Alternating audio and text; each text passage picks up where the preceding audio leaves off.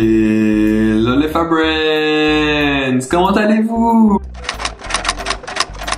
Déjà, faites pas attention à cette barbe éclatée au sol. Je suis trop fatigué. Je devais me la raser depuis et j'ai laissé pousser entre temps, donc bon, un peu la flemme, je vous avoue.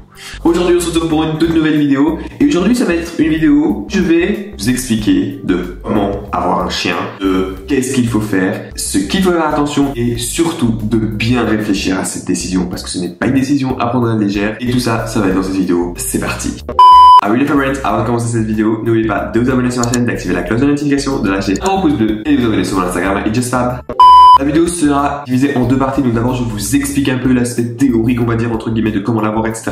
Et deuxième partie c'est je vais vous montrer les points négatifs parce que avec mon chien il y en a énormément, mais je l'adore plus que tout donc voilà. Et les bêtises et tout, ça vaut absolument rien sur d'avoir un animal, l'amour qu'il donne, vraiment ça aide énormément. Première chose en tout cas, c'est pour avoir un chien, il faut absolument bien réfléchir en famille. Un chien ce n'est pas à prendre à la légère. Pour adopter un chien il y a beaucoup de choses à faire. Donc tout d'abord, première chose, on regarde si on a de l'espace. On n'adopte pas un chien si on n'a pas la place chez soi. Par exemple, on va pas adopter un énorme chien alors qu'on habite dans du 20 mètres carrés par exemple, j'invente. Il faut penser au chien et penser à vous aussi. Ce n'est absolument pas vivable. Par exemple, je vous donne à chaque fois mon exemple. Nous avons un berger malinois pour ceux qui le savent. Je mettrai une photo ici. Vous l'avez déjà vu dans plusieurs de mes vidéos, dans mes vlogs, etc.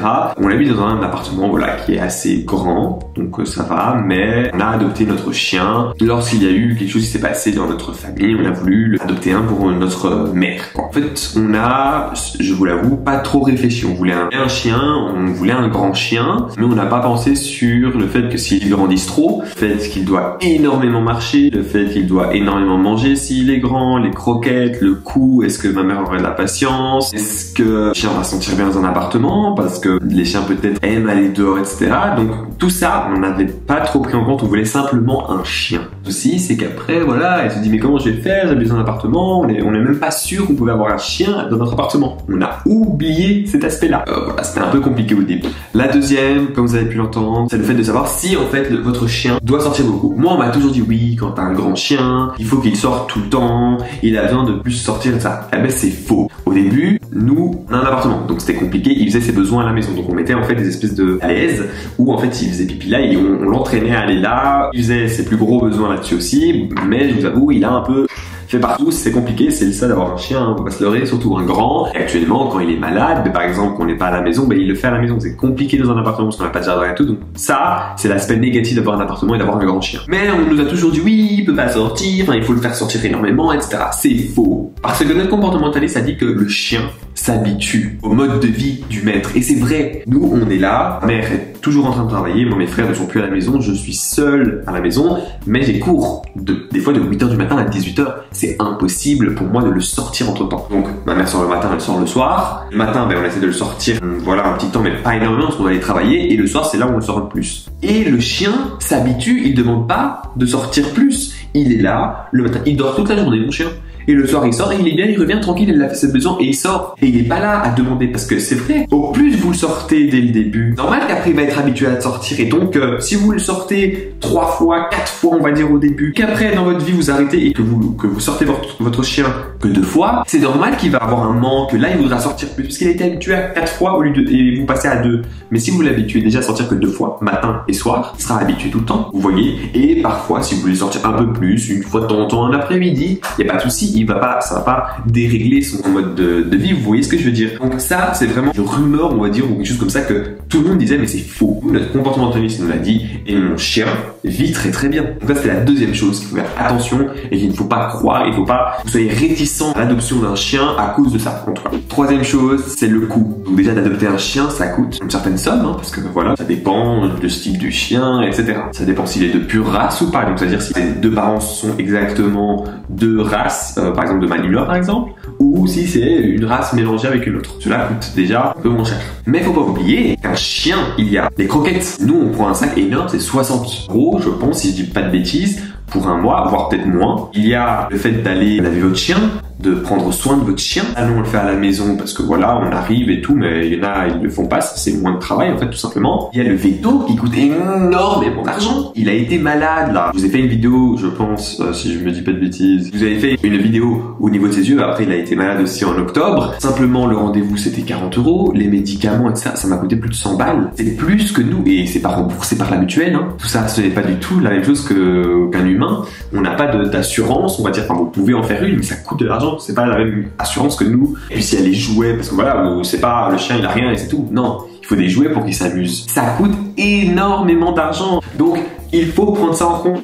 Après, il y a le fait de est-ce que vous aurez la patience de prendre soin d'un chien? Un chien, ce n'est pas un objet. Il faut être attendrissant avec lui, il faut pouvoir jouer avec lui, il faut pouvoir le sortir. J'avoue, moi, je suis pas le meilleur. C'est pour ça que ma mère le sort beaucoup plus que moi. En fait, elle le sort tout le temps. Je le sors que quand en fait elle n'est pas là, elle est en vacances. Ma mère est le maître de mon chien. Car de toute façon, on l'a adopté pour elle de base. C'est pour ça que je vous ai dit qu'il faut bien réfléchir. Nous, on n'a pas très bien réfléchi, mais après voilà, il est très bien, il est très heureux. On joue avec lui, on fait des choses avec lui. Et il faut pas oublier, par exemple, il faut pas qu'un jour vous oubliez de lui donner à boire. C'était peut-être des bêtes trucs comme ça, mais nous, on achète une bouteille, dehors, si on est dehors, si on a soif, bim, on prend deux.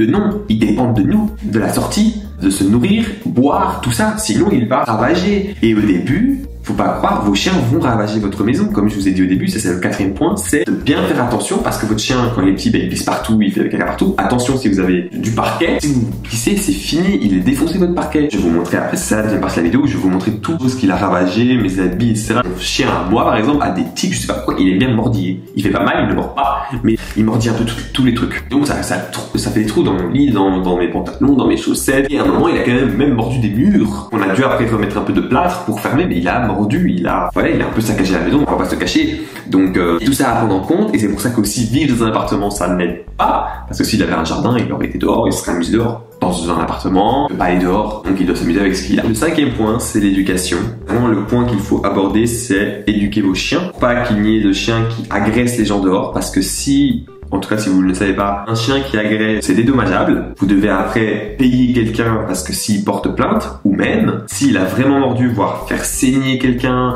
etc., il peut être euthanasié. Et donc euthanasier signifie lui donner une substance qui le tue immédiatement. Après voilà, il y a des chiens, par exemple, le mien il est excité tout le temps. Genre quand il voit une personne, il saute sur elle. À la maison bien sûr, dehors on essaie d'éviter, mais il veut pas te faire mal, il veut que jouer. Mais il y a des gens qui peuvent avoir peur.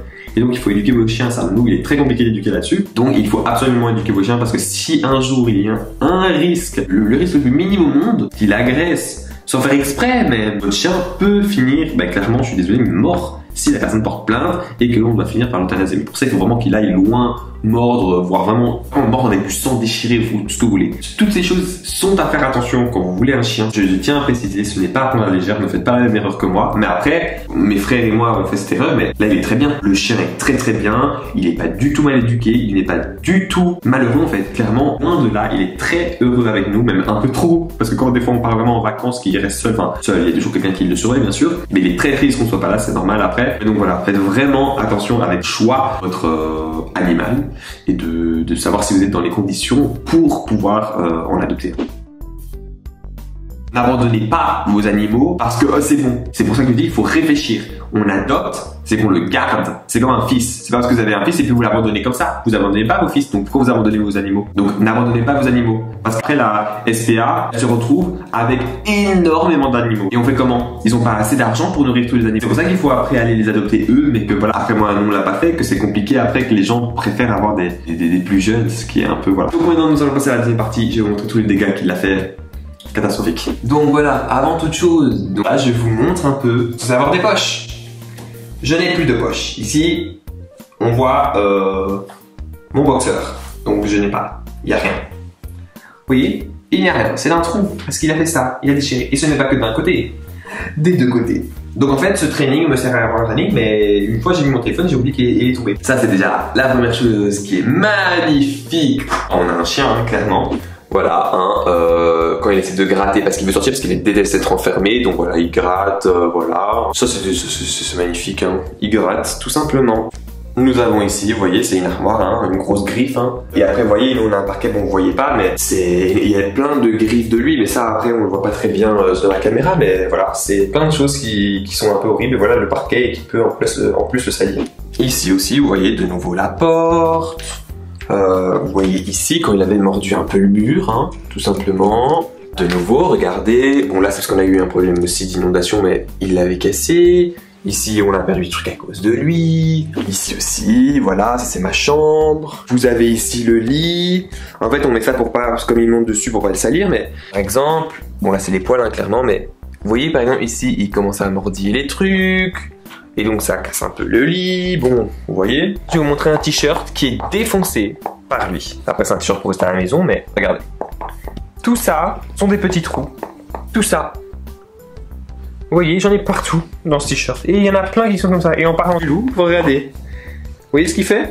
Eh ben c'est ça. C'est ça que je ne comprends pas. Pourquoi il fait ça? C'est un tic. Donc s'il y a des gens qui savent, dites-moi, s'il vous plaît, expliquez-moi. Parce que vraiment, je ne comprends pas. Ici au niveau de la cuisine, hein, vous voyez, ici il est cassé. Bon là c'est là où il mange, etc. Donc bon, ça va. Il n'y a rien de trop cassé ici. Enfin si.